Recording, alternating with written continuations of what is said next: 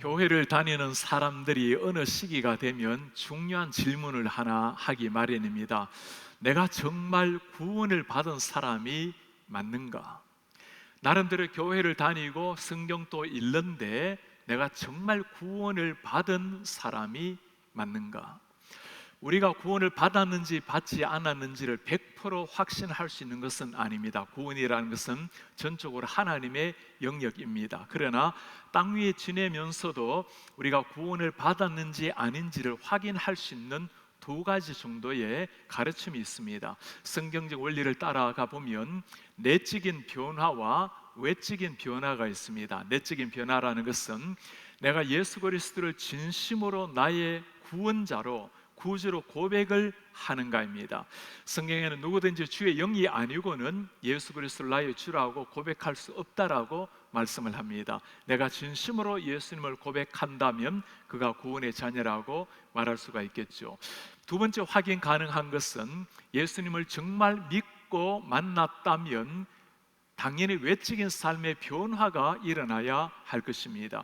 예수님을 믿는다라는 것은 주인을 바꾸는 것입니다. 내가 주인이 되어 살아갔던 삶에서 예수 그리스도가 나의 주인이 된 새로운 인생이 된 것입니다. 주님을 믿고 거듭났다라는 사실은 죽은 자가 다시 살아난 것을 말씀합니다. before와 after가 명확하게 구분이 되는 겁니다. 거룩한 변화에 걸맞는 인생. 오늘 이스라엘 백성들의 삶에 그들이 믿었던 하나님을 향한 거룩한 변화, 결단이 일어나는 순간이 되었습니다. 이스라엘 백성들 성벽 공사를 끝내고 난 다음에 영적인 부흥이 그들 위에 임했습니다.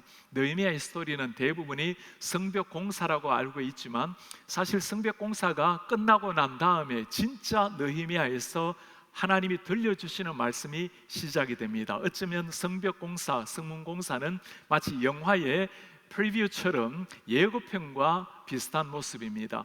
정말 하나님이 말씀하시려고 하는 것, 성벽이 세워지고 난 다음에 하나님의 백성이 어떻게 세워져야 되는가를 보여주는 말씀입니다. 지난 시간에는 하나님께서 이스라엘 백성들에게 역사하신 그 수많은 긴 구원의 스토리를 들으면서 하나님이 어떤 하나님이신지를 다시금 깨닫게 되었습니다. 그리고 9장 마지막 절에는 이제는 하나님 앞에 그들의 결단을, 그들의 이름을 쓰고 인봉하고 결단하는 모습이 나왔습니다. 그리고 오늘 10장의 말씀에 들어가면 그때 인봉했던 사람들, 자신의 사인했던, 이름을 쓰고 사인했던 사람들의 이름이 쭉 나오게 됩니다. 제사장이 먼저 24명이 나오고 레위인이 17명, 그리고 지도자들이 44명, 앞에 말씀을 보면 84명의 이름이 쭉 열거가 되어 있습니다. 지도자들이 먼저 결단을 하고 서명을 했다는 것, 굉장히 중요한 의미죠. 교회를 섬기는 지도자란 어려운 일들, 중요한 순간에 먼저 결단하고 먼저 뛰어드는 사람들입니다. 가장 최악의 지도자라면 아무런 결정을 하지 않는 사람, 결정을 하고 뛰어들지 않는 사람들이 될 것입니다. 오늘 이스라엘의 지도자들은 먼저 하나님 앞에서 희생하며 결단하며 나아갔습니다. 이번에 우리 임직을 받는 장로 그리고 집사, 군사님들을 훈련하면서 늘 강조하는 것이 한 가지가 있습니다. 어떤 직분자가 되어야 할 것인가? 하나님이 보실 때는 하나님이 인정을 하는 직분자, 성도님들이 볼 때는 존경을 받는 사람. 누가 인정받고 존경받을 수 있는 사람일까요? 교회의 중요한 일, 하나님 앞에 사명을 감당해야 될 때 말없이 먼저 뛰어들 수 있는 사람, 하나님께서 기뻐하신다 생각이 들면 여러 가지 말이 필요한 것이 아니라 삶으로 직접 뛰어들어가서 몸소 실천할 수 있는 사람, 직분자라는 타이틀이 주는 것은 아무것도 없습니다. 오직 살아내는 삶만이 하나님이 인정하고 성도들에게 존경받는 직분자의 모습이죠. 자녀들 교육 마찬가지입니다. 오늘 말씀에는 자녀들에 대한 말씀을 깊이 하고 계시는데 성도님들, 우리 부모님들이 먼저 살아내는 것이 가장 귀한 삶의 가르침이라고 말할 수 있습니다. 먼저 지도자들이 결단하고 나왔는데 어느 정도 결단했는가?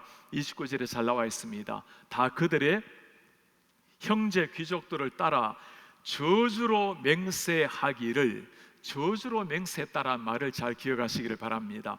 우리가 하나님의 종 모세를 통하여 주신 하나님의 율법을 따라 우리 주 여호와의 모든 계명, 규례, 율례를 지켜 행하겠습니다. 저주로 맹세했다라는 말씀, 우리가 이 말씀을 제대로 지키지 않으면 하나님 우리를 저주하시기를 바랍니다. 엄청나게 엄숙한 맹세를 지금 하고 있는 거죠. 이스라엘 백성들은 하나님의 저주가 얼마나 무섭다라는 것을 잘 아는 사람들입니다. 그들이 출애굽을 하면서 홍해를 가른 하나님을 만났지만 광야에서 하나님께 불평하고 신앙으로 나아가지 못했을 때 2달이면 충분히 들어가는 가나안 땅을 40년 동안 방황해야만 했던 사람들, 1세대 중에 2사람 빼놓고는 한 사람도 들어가지 못하고 광야에서 다 죽은 사실, 하나님의 저주가 얼마나 무섭다는 것을 아는 사람입니다. 가나안 땅에 들어가서 하나님의 말씀대로 살아내지 못하고 하나님 자리에 다른 우상을 섬겨버린 사람들, 하나님께서 그들을 저주하셔서 하신 일이 무엇입니까? 아수르에 멸망당하고 바빌론에 멸망당해 포로로 살게 했던 사람들, 그 긴 세월 나라를 잃고 포로로 살았던 사람들, 하나님의 저주가 무엇을 의미하는지를 잘 아는 사람들입니다. 오늘 그 하나님 앞에서 주님, 우리가 오늘 주님 앞에 결단합니다. 이대로 살아내지 못한다면 우리에게 이 저주가 임하기를 바랍니다. 그러니 정말 생명을 걸고 엄청나게 결단을 하고 있는 거죠. 결단의 내용이 무엇이었을까요? 하나님의 율법대로 따라 살겠습니다. 하나님의 말씀대로 살겠습니다.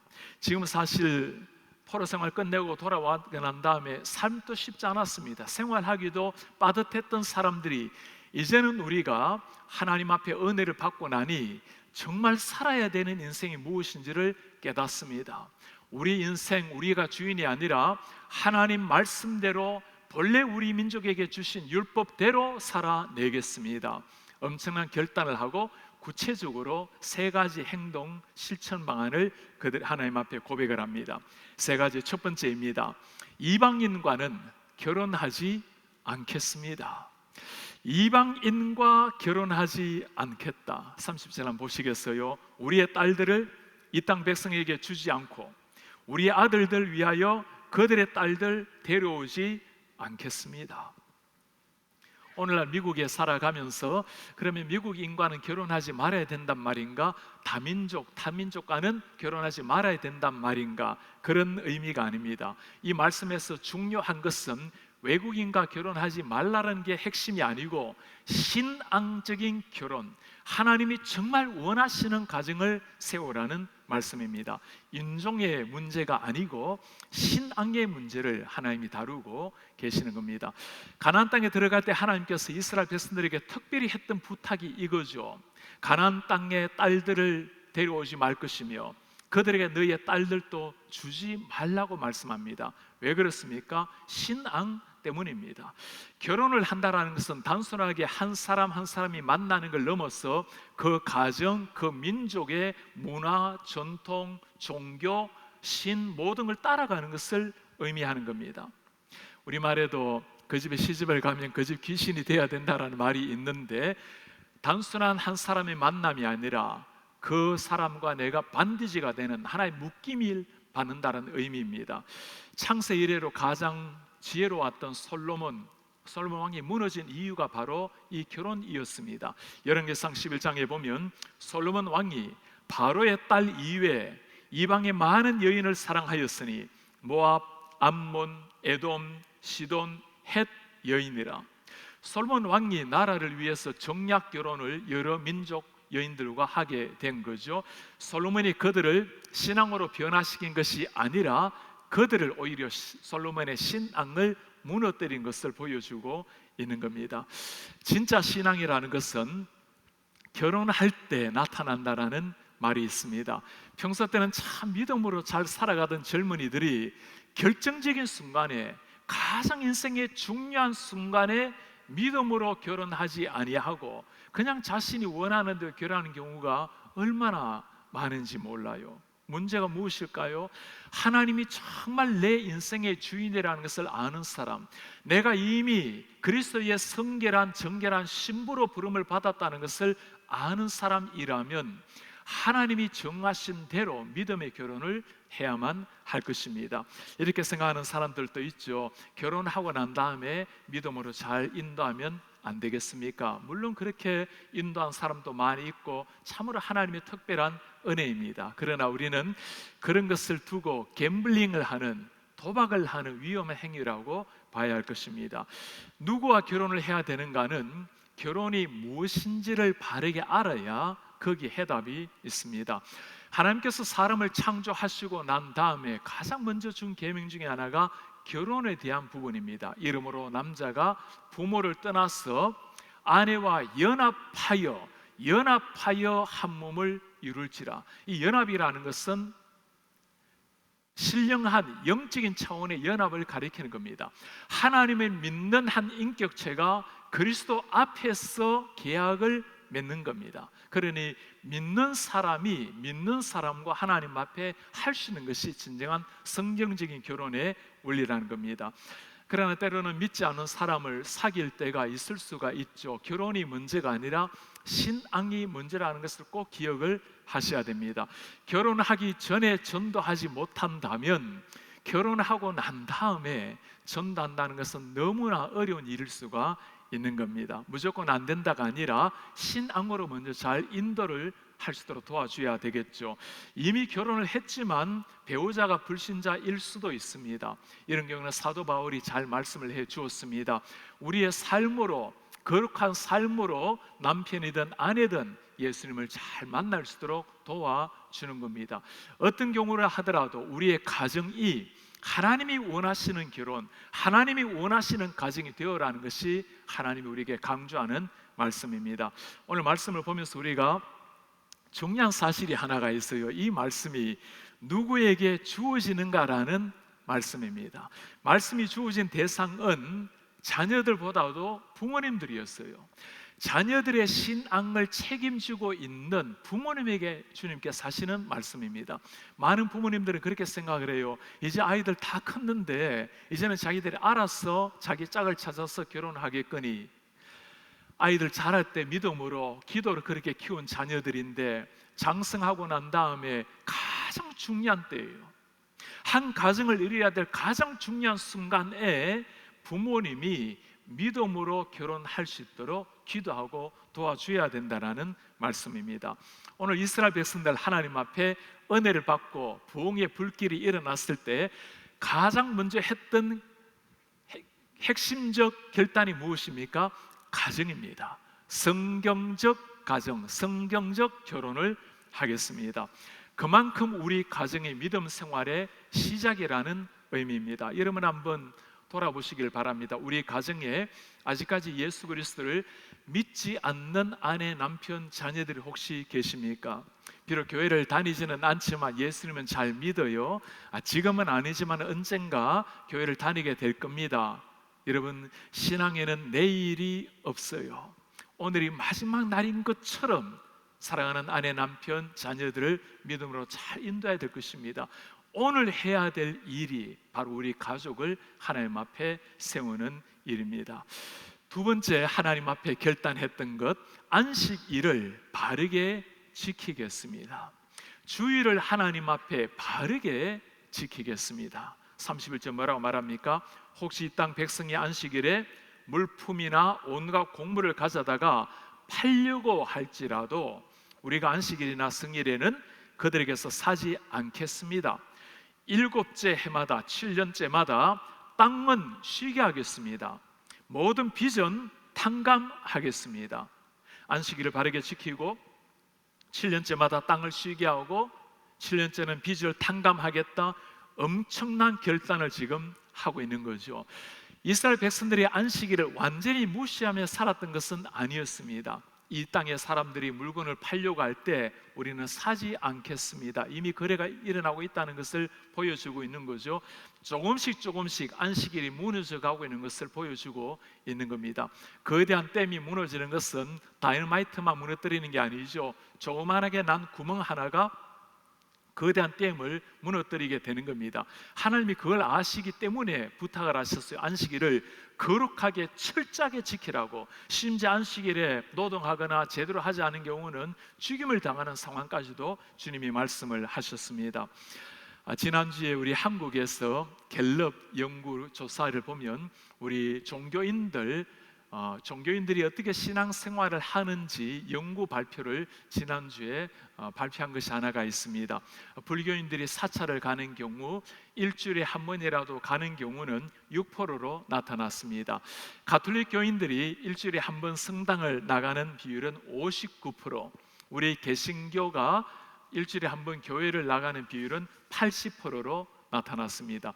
미국 같은 경우는 개신교가 일주일에 한 번 교회 가는 게 23%로 나타나는데 한국 성도들이 참 주일 성수를 잘 하고 있다는 것을 보여주는 고마운 일입니다. 미국에도 옛날엔 그러지가 않았죠. 1959년 9월 27일 주일이었습니다. 아이젠하워가 대통령이었을 때 소련의 호르시초프 총리가 미국을 방문했을 때였습니다. 정상회담을 앞에 놓고 미국 대통령이 총리에게 부탁을 해서 함께 주일에 교회를 가지 않겠습니까?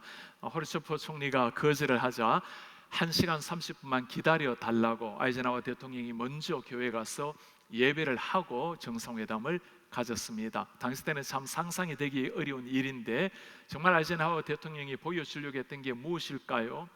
하나님을 믿는 신앙, 하나님 앞에 나와서 예배하는 것이 얼마나 중요하다는 것을 세상 모든 사람들에게 보여주는 예가 된 겁니다. 왜 이렇게까지 했으라도 안식일을 바르게 지켜야만 할까요? 안식일의 의미가 중요합니다. 하나님께서 천지 창조를 다 마치시고 난 다음에 안식일에 쉬셨어요. 안식일을 바르게 지킨다라는 것은 하나님이 천지 창조하셨다라는 것을 믿는 신앙의 고백이 안식일을 제대로 지키는 것으로 나타나는 겁니다. 하나님께서 6일 동안 힘써 일하되 7일째는 쉬라고 말씀을 하셨습니다. 당시 때는 참 가난한 시대, 먹고 살기 어려웠던 시대에 하루라도 일하지 않는다라는 것은 쉽지 않은 일이었습니다. 무슨 말일까요? 하루 쉬어라는 말씀, 내가 너를 책임진다라는 것을 정말 믿고 쉬어라는 말씀입니다. 단순하게 하루 육신적인 쉼을 가지는 것이 아니라 하나님 앞에서 믿음의 신앙의 고백, 내 인생의 주인이 하나님이라는 고백이 안식일을 잘 지키는 것으로 나타난다는 말씀입니다. 오늘날은 첫 창조의 쉼이 안식일이었다면 재창조, 새로운 창조의 오늘은 주일을, 예수님이 부활하신 주일을 우리는 거룩하게 보내게 될 것입니다. 안식일은 쉬는 것도 중요하지만 더 중요한 것이 있죠. 이 날은 하나님을 예배하도록 만들어진 날입니다. 하나님을 바르게 예배하면서 보내는 날. 우리 주일에 평소 때도 삶으로 예배를 해야 되지만 먼저 하나님 앞에 해야 될 예배가 주일에 주님 앞에 나아가 거룩한 마음으로 예배하는 일입니다. 이번에 우리가 참 사랑했던 우리 문병찬 집사님, 하나님께서 먼저 때가 되어서 하나님의 품에 안으셨습니다. 지난주 목요일에 하관 예배를 잘 마치고 금요일이 되어서 우리 연세가 지긋한 한 성도님께서 전화를 해오셨어요. 목사님, 어제 하관 예배 참석해서 정말 그 하관 예배가 마치 너무나 행복한 축제처럼 보여서 이런 하관 예배도 있나라는 생각이 들었습니다. 하나님께서 한 사람 영혼을 데려간 사실, 이제 천국에 입성한 집사님의 아름다운 삶을 보면서 축제 같은 예배, 우리가 하나님께 영광의 박수까지 올려드렸어요. 장례식에서 박수를 치는 사람이 얼마나 있겠습니까? 그러면서 그렇게 말씀을 해요. 목사님, 제가 이 땅을 떠날 때 정말 이런 축제 같은 장례식이 되면 좋겠어요. 여러분 그러지 않으시겠어요? 한 인생 주어진 삶을 멋지게 선한 삶을 다 싸우고 주님께서 천군천사가 기뻐하면서 맞이하는 그 순간 집사님 주님의 품에 안 계셨을 텐데 그보다 더 영광스러운 날이 어디 있겠어요? 아픔과 그리움으로 흐르는 눈물이 있다 할지라도 너무나 감격스럽게 드리는 정말 축제와 같은 예배였습니다. 지난 8년 가까이 목회하면서 우리 모든 성도님에게 다 사랑을 받고 참 늘 도움을 받아왔지만 집사님을 생각하면 가장 힘을 받고 또 격려를 받았던 분입니다. 매일 새벽이면 어김없이 그 자리에서 기도를 하시고 남들이 보지 않은 그곳에서 자리를 정돈하시고 참 보이지 않은 곳에서 교회를 위해서 헌신하시다가 바람처럼 늘 살아계셨던 우리 집사님, 지난 5년 동안 투병 생활을 하면서 사람이 몸이 힘들고 아프시다 보면 자기 중심으로 내 몸 가누기도 힘든 상황이 되는데 집사님의 삶은 언제나 우리 가족들 그리고 사랑하는 성도 교회 그리고 우리 주님이셨습니다. 예배하기를 얼마나 사모하시는지 원래 3월 8일에는 나오셔서 예배하시고는 목사님 오늘 예배가 아무래도 마지막 예배가 될 것 같습니다. 그리고는 바로 가서 임종 예배를 했습니다. 그리고 하나님께서 6개월의 삶을 더 허락을 해 주셨어요. 그리고는 8월 30일 다시 한번 오셔서 휠체어를 타고 오셨으라도 예배를 하셨습니다. 하나님께서 삶을 주신다면 목사님 제가 1000번 예배를 주님께 드려야 되겠습니다. 그렇게 건강이 허락되는 대로 예배를 하셨던 분이세요. 이제는 주님 앞에 서서 참 행복하게 마음껏 예배하실 집사님을 생각하면 이런 종을 이 땅에 우리 시기에 보내준 것이 얼마나 감사한지 모르겠습니다. 새벽에 기어서라도 가서 예배하고 싶습니다. 신방했을 때 집사님이 하신 표현입니다. 기어서 가서라도 예배하고 싶습니다. 우리가 주님 앞에 부름받은 지음받은 목적이 바로 여기에 있습니다. 주님을 몰랐다가 주님을 알게 된 사람들이 새롭게 하는 것이 하나님을 향한 예배입니다. 예배자로 지음받았다는 것을 알기 때문입니다. 세상 모든 것이 다 지나가고 난 다음에 주님 앞에 서게 될 때 모든 게 사라지지만 그때도 여전히 할 일이 하나님을 예배하는 우리의 삶입니다. 마지막 세 번째 이스라엘 백성들의 고백입니다. 하나님의 성전을 소중히 돌보겠습니다. 하나님의 전을 소중히 여기겠습니다. 오늘 32절 39절에 8절에 하나님의 성전이라는 단어가 8번, 9번이나 나오고 있어요. 하나님의 성전을 소중히 여기겠습니다. 마지막 절에 뭐라 말합니까? 우리가 우리 하나님의 전을 버려두지 아니하리라. 성전을 중심으로 살았던 이스라엘 백성들이 이런 고백을 하는 것은 참 놀라운 일입니다. 하나님의 성전을 위해서 그들이 구체적으로 3가지 결단을 해요. 성전세를 제대로 내겠습니다. 첫 열매를 하나님께 드리겠습니다. 11조를 바르게 드리겠습니다. 성전세 3분의 1 세계를 드리겠다고 약속을 합니다. 본래 2분의 1 세계를 드리라고 율법에 나와 있는데 당시 상황 속에서 3분의 1을 드리겠다고 고백을 합니다. 성전의 운영을 위해서 세금을 제대로 내겠다라는 말씀이죠. 사실 당시 사람들은 먹고 살기도 쉽지 않았던 사람들이었습니다. 제가 목사의 심정으로는 그러고 싶어요. 그냥 계시다가 형편이 되거들랑 그렇게 세금을 내세요. 그게 아니었습니다. 내 전부가 하나님께로 왔다라는 것, 하나님의 성전을 먼저 바르게 세워야 되겠다라는 그 성전을 통해 하나님의 역사가 마음껏 이루어지기를 바란다는 마음으로 성전세를 내었습니다. 토지와 가축 모든 것의 첫 열매를 하나님 앞에 드렸던 사람들, 첫 열매는 하나님의 것이기에 제대로 하나님의 것임을 인정하고 드렸던 사람들입니다. 가끔 지나다 보면 이제 직장을 가지고 첫 소산이라고 첫 월급을 헌금으로 내는 분들이 계세요. 참 얼마나 보면 기특하고 고마운지 모르겠어요. 몇십 년 평생을 주님 앞에 일하며 살아갈 텐데 내 평생의 삶을 주님이 책임진다라는 고백 아니겠습니까? 이제는 학교에서 가르칠 때 조금 연세가 있는 부모님이 계셨는데 하루는 저에게 봉투를 하나 가지고 오셨어요. 목사님, 우리 아들이 이번에 하나님의 은혜로 고시를 패스를 해서 첫 월급을 받았습니다. 이 월급을 하나님께 드리고 싶은데 선교를 위해서 드리고 싶어요. 그때 마침 미얀마에 방문할 때였습니다. 그곳에 물어보니 필요한 게 악기라고 해서 좋은 악기 하나 들고, 그리고 영화라는 걸 볼 수 있는 사람들이 못 되니까 영화를 볼 수 있는 활동사진 프로젝트를 구입해서 갔어요. 그 젊은이들이 얼마나 감격하고 정말 예수 영화를 보면서 눈물을 흘리는 걸 보면서 한 젊은이의 하나님 앞에 드린 선물로 말미암아 복음을 모르는 수많은 사람들이 복음을 만나게 될 생각하니까 너무너무 감사하고 행복한 시간이었습니다. 그리고 결단하기를 11조를 하나님 앞에 드리겠습니다. 당시 사람들, 어려운 형편에 11조 드리기가 쉽지 않는 사람들이었겠죠. 그럼에도 불구하고 하나님 앞에 10회를 구별해서 드리기를 결단하는 사람들, 10의 1이라는 것은 형편이 넉넉해서 드리는 것이 아니라 신앙으로 드린다라는 것을 그들이 알았던 겁니다. 오늘 이스라엘 백성들의 이 말씀을 보면 한 가지 좀 특이한 게 나와요. 자녀들의 결혼 문제, 안식일 문제는 한 절씩 이야기를 하는데 성전 이야기를 하면서 물질에 대한 이야기는 굉장히 길게 전부 다 다른 물질에 대한 이야기로 채우고 있어요. 사실 재물에 대한 이야기는 말하기도 참 부담스러운 이야기인데 하나님께서 왜 이렇게 성전을 위해서 재물 이야기를 많이 하고 계실까요?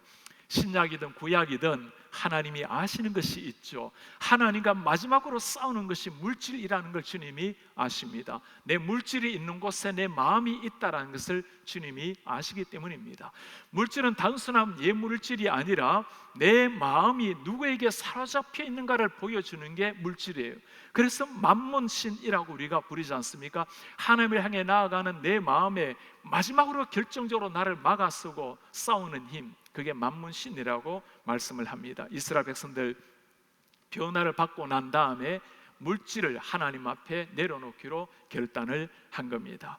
오늘 우리는 이스라엘 백성들이 은혜를 받고 난 다음에 새로운 결단한 것을 보았습니다. 무엇에 근거해서 결단을 했을까요?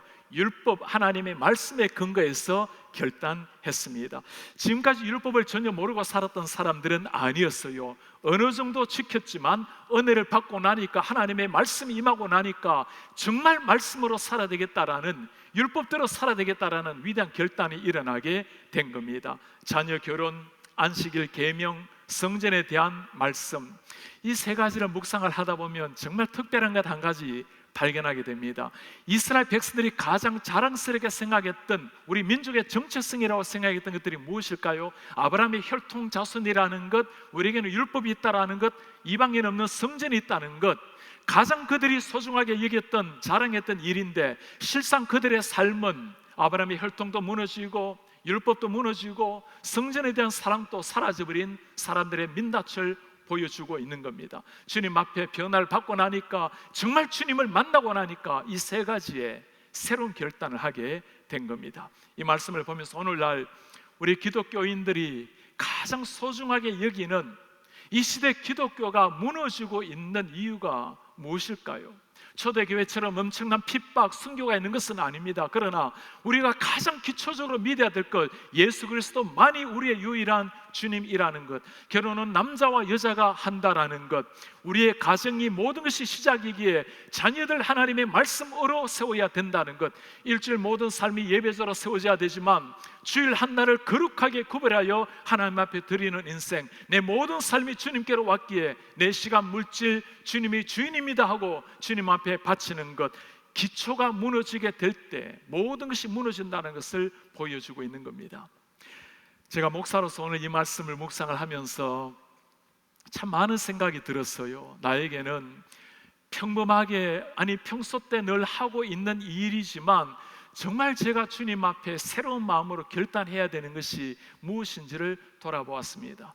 신학 공부를 시작하고 지난 25년 동안 설교를 해왔는데 늘 말씀 묵상하고 말씀과 하루를 보내고 있지만 하나님께서 새로운 것을 보여주신 게 있어요. 설교를 위해서, 증거하기 위해서 말씀을 묵상하는 것도 좋지만, 그러나 너와 나와의 만남을 가지기를 원한다, 너의 영혼의 양식을 위해서 말씀을 묵상하는 시간을 가지지 않겠는가? 그냥 성독 통독하듯이 읽어가는 것이 아니라 한 절 말씀을 가지고 주님 만나야 되겠다는 생각이 다시금 들어오게 되었습니다. 목사로서 가장 중요한 것은 양떼들을 돌보는 일일 것입니다. 그러나 목사 이전에 한 성도로서, 한 구원받은 신자로서 먼저 해야 될 일이 있다면 한 영혼, 죽어있는 영혼을 향한 목자의 심정으로 전도하는 일이 될 것입니다. 주님 앞에 다시 한번 결단을 하게 되었어요. 주님, 제가 믿지 않는 영혼들, 때로는 교회를 오랫동안 나왔지만 믿음이 없어서 나오지 않는 사람들을 향한 눈물과 마음을 다시금 주십시오. 제가 해야 될 결단은 제 생명이라도 드리겠다는 결단이 아니라 하고 있는 일 가운데 정말 주님 앞에 목사로서 한 성도로서 바르게 해야 되겠다는 생각이 다시금 들어왔어요. 오늘 우리는 하나님 앞에서 진정한 변화를 맛을 보고 부흥을 체험한 사람들의 위대한 결단을 보았습니다. 결단하고 나는 그렇게 살아내겠습니다. 자신들의 이름을 쓰고 서명한 사람들을 보았습니다.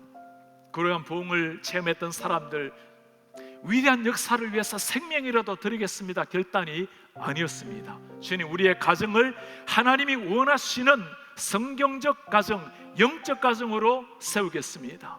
주님, 제가 주께서 허락하신 날 믿음으로 주님 앞에 성결하게 정결하게 주일을 보내겠습니다. 하나님의 영광을 위해서 주일을 보내겠습니다. 주님께서 나에게 주신 모든 소득의 10의 1을 정직하게 구별하여 드리겠습니다. 물질의 주인이 주님이심을 알기 때문입니다. 사랑하는 여러분, 오늘 우리가 주님 앞에 다시 한번 해야 될 결단이 무엇입니까? 하나님 앞에 제대로 살아내기 위해서 평소 때 나름대로 살아가고 있지만 정말 하나님 앞에 다시 한번 해야 될 결단이 무엇입니까? 하나님께서 우리 마음속에 주시는 그것입니다. 자녀들을 하나님 앞에 바르게 세워야 된다면 다시 한번 믿음으로 세우시기를 바랍니다. 아내와 남편을 위해서 기도해야 된다면 눈물로 주님 앞에 기도해 보시기를 바랍니다. 말씀을 통해서 주님을 만나야 된다면 한 말씀을 가지고 주님의 심장 소리를 듣게 해달라고 기도해 보시기를 바랍니다. 영혼을 향해서 관심이 일어나야 될 분들이 계신다면 주님, 나에게 영혼을 향한 목자의 눈물을 달라고 기도해 보시기를 바랍니다. 그리고 주님 앞에 결단했다면 그 결단 밑에 여러분들의 이름을 쓰고 인봉 서명해 보시기를 바랍니다. 언젠가 우리가 이 땅을 떠나게 되는 순간 주님 앞에 서게 될 때 우리가 했던 결단과 그 밑에 쓴 나의 이름을 보게 될 것입니다. 그 이름을 썼다면, 서명을 하셨다면 이제는 우리의 삶에 서명한 이름답게 그 서명에 걸맞게 하나님 앞에 실천으로 살아내는 이런 하나님의 사람들 되시길 바랍니다. 그 삶으로 우리 하나님께 영광을 올려드리고 우리의 삶의 진정한 부흥이 삶 속에 증명되는 이런 하나님의 사람들 되시기를 주의 이름으로 축복합니다. 다시 일어나셔서 말씀을 기억하시면서 우리 함께 찬송으로 우리 주님 신앙 고백 드립시다. 나는 하나님을 예배하는 예배자입니다. 내가 서 있는 곳 어디서나 하나님을 예배합니다. 내 영혼 거룩한 은혜를 향하여, 내 마음 완전한 하나님을 향하여 주님이 이곳에서 바로 이 시간 우리 하나님을 예배합니다. 나는 하나님을 예배합니다. 예배자입니다. 예배자입니다. 내가 서 있는 이곳 어디서나, 내가 서 있는 곳 어디서 하나님을 예배합니다. 하나님을 예배합니다. 우리 다시 한번 할까요? 나는 하나님을 예배하는 예배자입니다. 나는 하나님을 예배하는 예배자입니다. 내가 서 있는 곳 어디서나, 내가 서 있는 곳 하나님을 예배합니다. 하나님을 예배하며 내 영혼 거룩한 은혜를 향하여, 내 영혼 거룩한 은혜를 내 마음 완전한 하나님 향하여, 완전한 하나님 이곳에서 바로 이 향하여 시간, 이곳에서 바로 이 시간 하나님을 예배합니다. 나의 평생에 단 한 가지 소원이 있습니다. 나의 평생에 단 한 가지 소원, 주의 아름다우심 보며 사랑 노래하는 것. 나의 왕, 나의 왕 되신 주님의 얼굴을 구합니다. 주님의 얼굴 구하며 그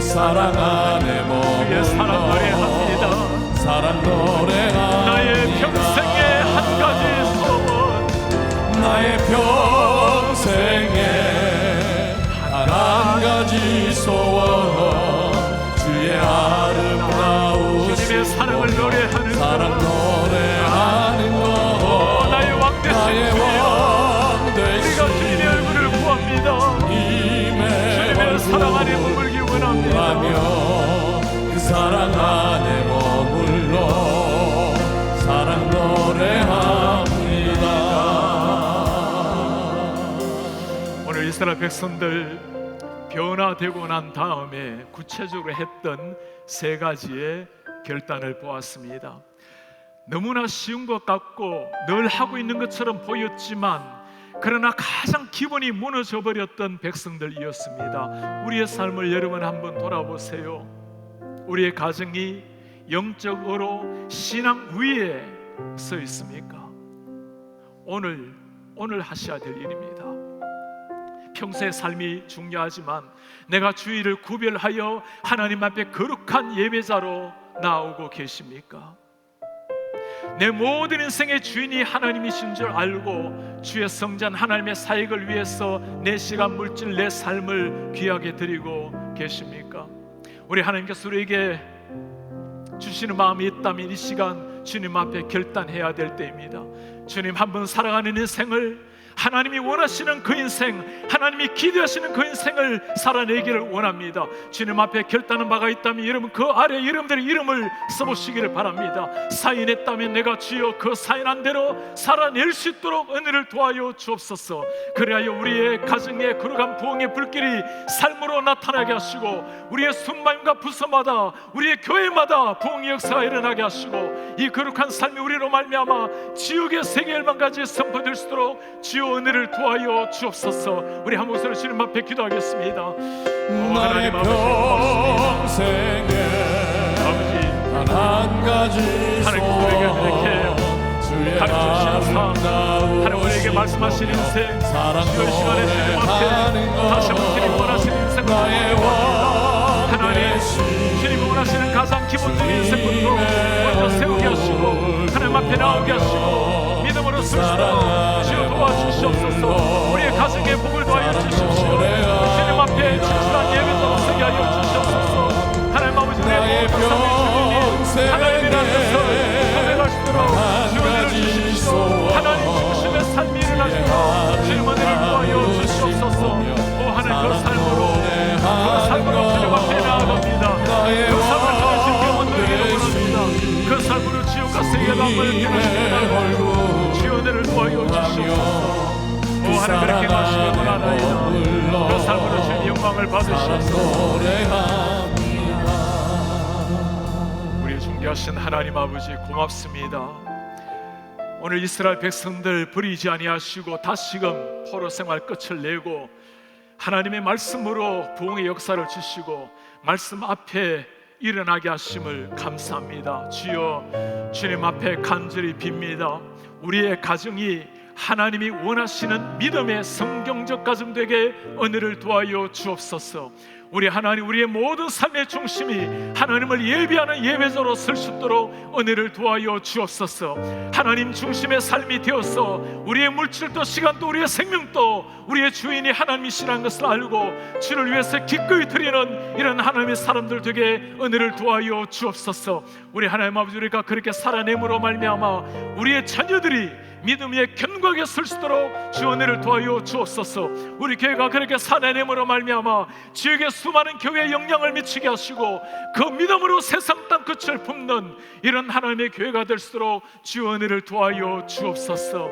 주님 그렇게 구원받은 백성답게 변화받은 백성답게 살다가 우리 주님 앞에 서는 하나님의 사람들 될 수 있도록 은혜 도와여 주옵소서. 모든 영광 주님 앞에 올려드리며 우리 주 예수 그리스도의 이름으로 기도하옵나이다. 아멘. 주 예수 그리스도의 은혜와 하나님의 사랑과 성령의 교통하심이 하나님이 원하시는 삶, 하나님의 은혜를 체험한 사람답게 결단하고 서명하고 그렇게 살아내기를 원하는 주의 모든 백성들 머리 위에 지금부터 영원토록 함께 있을지어다. 아멘.